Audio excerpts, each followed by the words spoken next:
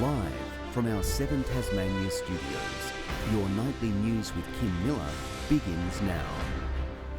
Good evening and thanks for joining us. First tonight, the inquest into the deaths of 6 children at Hillcrest Primary School has been put on hold, with WorkSafe Tasmania refusing to release its findings to the coroner. The regulator is claiming the information is privileged and forms part of a second criminal investigation. It's a tragedy which shook our community to its core. 6 children dead and 3 seriously injured. A jumping castle and several inflatable Zorb balls lifted into the air at an end-of-year picnic at Hillcrest Primary School. Now, more than a year later, devastated families will have to wait even longer to find out what went wrong that day. WorkSafe Tasmania telling a case management conference in Devonport Magistrates Court its investigation should be kept under wraps, saying it can't release the findings while a secondary probe is underway. Coroner McTaggart said with a regulatory body claiming privilege on its findings, the inquest now won't have any expert reports. She says it's disappointing WorkSafe has chosen to prevent disclosure of the materials she needs to progress the inquest. WorkSafe Tasmania has previously said it'd work closely with the coroner's office and provide information from an investigation it's described as complex and wide-ranging. Releasing some of the information it's gathered may compromise any potential prosecutions, according to the regulator. It's unclear when the coronial process will be able to resume, with Coroner McTaggart saying there's little point in getting everyone back until the issue is sorted out. Annie Green, 7 Tasmania News. A controversial workers' compensation claim with Ashley Youth Detention Centre whistleblower Alicia has been settled after nearly 3 years. The former employee took to social media to express her relief at the outcome, saying she is in absolute shock, while going on to thank the community for its support. The settlement figure has not been disclosed.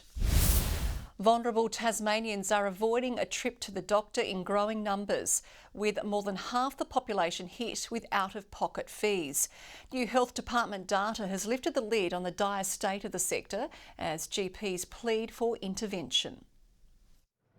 Sacrificing their health just to get by, Tasmanians in crisis are confronted by frightening decisions. Who are making a choice between going to the doctor, paying their rent or putting food on the table. The outcomes potentially long-term. For people who keep putting off going to the doctor because they don't have the funds, the flow-on effect is that their conditions get worse. More than half of Tasmanians are coughing up out-of-pocket costs to see their doctor, with the latest Federal Health Department data showing just 44.8% of patients were always bulk billed. We are just seeing some frustratingly sad situations where those who are sicker are just going to get sicker unless we fix this problem. Medicare rebates suffering a steady decline over the last decade.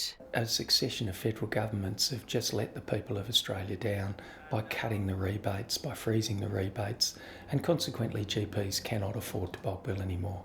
The ACT is currently the only jurisdiction with lower bulk billing rates than Tasmania. But average incomes in our state are significantly lower, meaning weekly budgets are hit harder by out-of-pocket costs. And that's why the RACGP is actually asking for a 20% increase in the longer consultations and also an increase to the bulk billing incentive, and that would enable us to bulk bill those patients that really need to be seen. The Federal Health Minister says being transparent with the public is the first step, reiterating a commitment to engaging with the industry to ensure Medicare can be strengthened. Grace Evans, 7 Tasmania News. E-scooters are staying on Hobart streets despite grievances aired by the community. The council now working on a new arrangement to ensure the scooters are hospitable long after the trial ends in June. For many people, Hobart's e-scooters are a quick and easy solution to traffic congestion. But for Josh and Laura, the devices go beyond just being a mode of transport. As a young student who unfortunately can't get their driver's licence due to some other reasons, I find them extremely helpful and sort of creates really good independence. I'm limited in my mobility, so I could go for a short walk, but I can't go for further than that. So my e-scooter takes me further than I would be able to walk. The pair celebrating the Hobart City Council's decision to continue hire and ride e-scooter services. All those in favour say aye. It comes after a 12-month trial to test the electronic devices, more than 604,000 trips made in that time.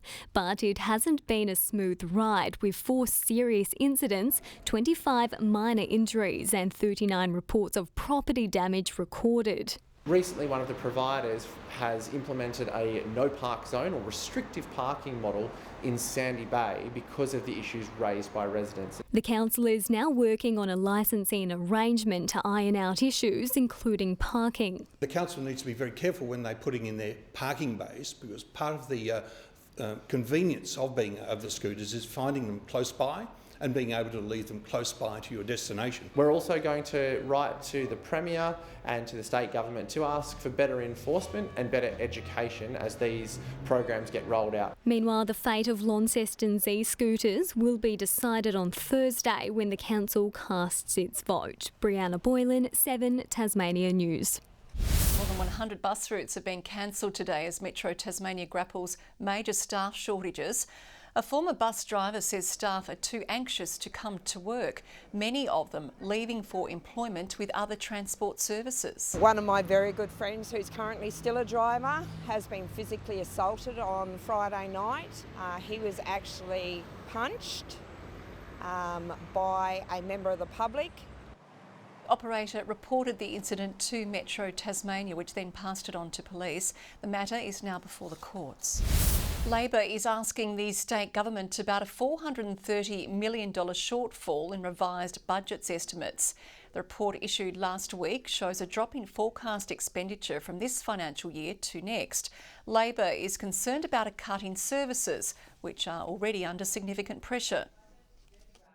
Michael Ferguson needs to be honest with Tasmanians and tell everybody exactly where those $430 million is going to be cut from. Otherwise, the debt will blow out even more. Today we've got him scaremongering about budget cuts that don't exist.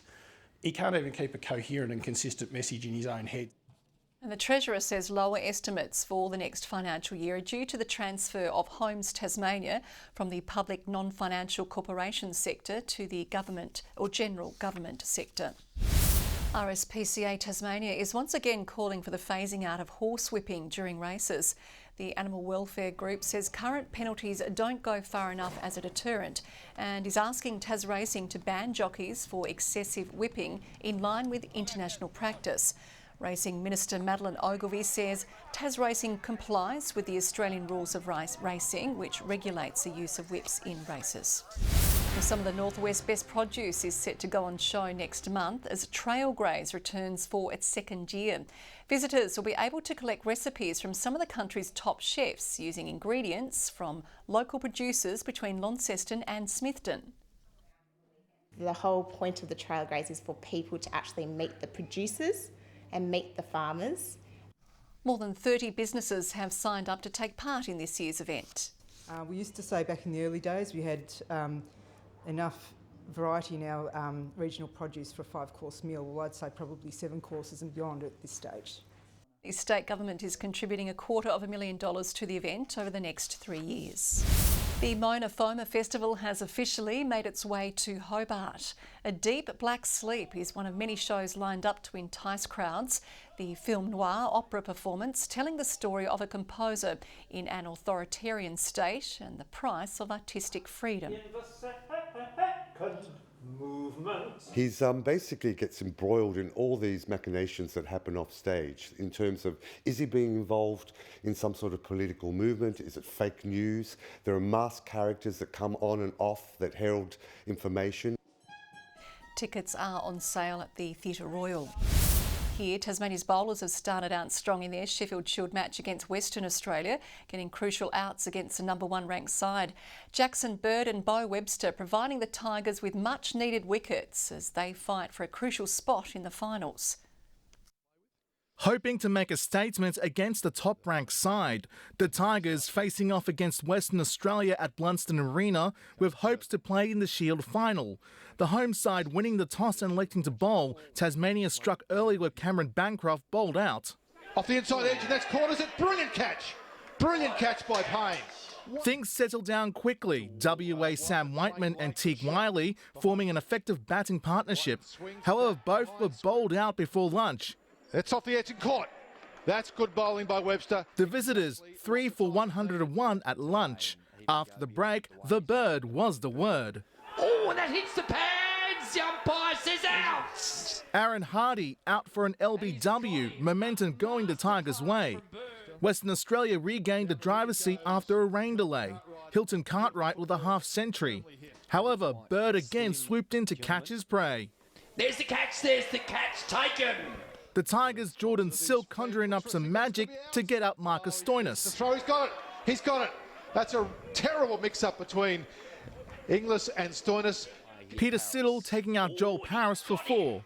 A bright spark for the visitors, Josh Inglis scoring a century, keeping Tasmania on their toes. Mark Zita, 7 Tasmania News.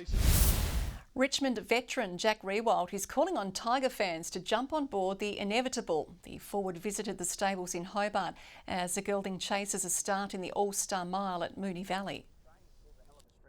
Great Tasmanian racehorse. It's won its last 5 starts. Not the Richmond colours, but I mean, if they don't have a favourite horse already, maybe it's time to jump on the inevitable. It's a small in stature horse, but it's got a big ticker. Voting is still open for the public to select the field for the $5 million feature race on March 18. And finally tonight, the Tassie Tridents face an uphill battle at the Bowls Premier League in New South Wales. They versed Tweed Heads earlier this afternoon in their first game, winning the first set. However, the Osprey gained one back, sending the match into a tiebreaker where Tweed Heads eventually won the match. In the second match, the Melbourne Extreme won both sets against the Tridents. They're 1 for 7 in the tournament. Good evening. 23 was the state's top today in Devonport, Launceston 22, 21 in Burnie, Hobart reaching 17, 19 about St Helens and Strahan, Flinders Island 20 and 17 in Grove. On the close-up shows patchy low-level cloud over southern and eastern parts of Tasmania. Further out, a mid to high level cloud band starts near eastern Victoria and extends towards New Zealand. Tomorrow shows a high near Tasmania extend a ridge over coastal New South Wales. Southeast to northeasterly winds tomorrow reaching 15 to 25 knots, swells up to 3 metres in the west and south and below 1 metre in the north. A strong wind warning is current for the far northwest coast, central north, southeast coast and west coast. Tomorrow's forecast now: Hobart and Geeveston, mostly sunny, 22 in Bothwell. In the north, Launceston and Cressy, 24, partly cloudy in Devonport. Burnie tomorrow, 19, mostly sunny in Strahan, Curry, 22. Cloudy across St Helens and Swansea and Orford, 19. The UV is reaching very high 9s for tomorrow. Looking ahead to the 3-day forecast now. Thursday, fine apart from possible light showers in the northwest. Friday, hot conditions across the state with northwest to northeasterly winds. And Saturday, showers developing in the west, fine elsewhere. Capital cities, 29 and sunny in Perth tomorrow. Adelaide, 38 and a shower or 2 in Brisbane.